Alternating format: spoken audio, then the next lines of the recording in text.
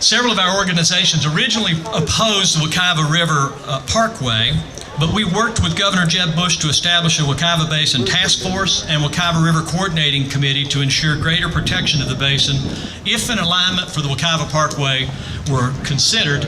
And we've been working to make sure that that Wekiva Parkway is designed to accommodate wildlife and to be sensitive to the natural lands that it traverses. So there's two messages in those accomplishments.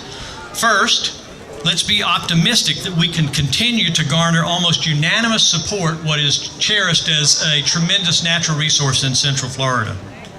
But second, if degradation of water flow from springs with riparian buffers and pollution of wild and scenic rivers and creeks from nutrient-laden discharge can happen in what has been termed the most protected basin in the state, it can happen anywhere. So, now we know that there are new threats to environmental quality that perhaps were underestimated 30 years ago. And that's why we're here today. Today you're going to hear a series of prominent leaders involved in the struggles to sustain and enhance what has been accomplished in the past. So it's a question about what do we do after today. Listen closely. Make a commitment to be an active part of the effort to assure protection of the springs, creeks, and rivers in the basin. Leave here today energized by the dialogue and ready to do your part to ensure the vitality of life emerging from the springs like the one behind me today.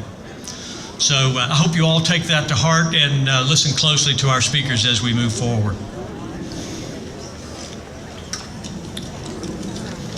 Kicking off this morning is going to be Dr. Joel Hunter.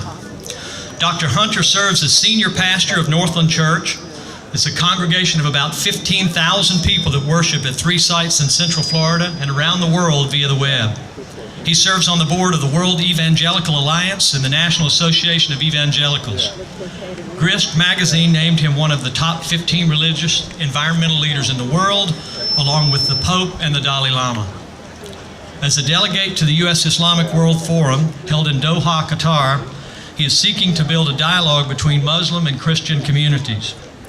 Dr. Hunter served in the inaugural year on the President's Advisory Council on Faith-Based and Neighborhood Partnerships, which advised President Obama on substantive policy issues. He continues as a spiritual advisor to the President.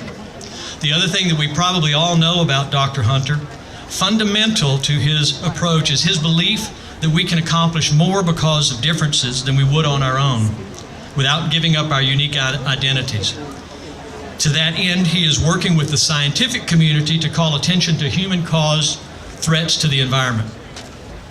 Dr. Hunter and his wife Becky have been partners in their ministry since their marriage in 1972. They are parents to 3 married sons and they have 6 grandchildren. And I am pleased to introduce Dr. Hunter to get us started today.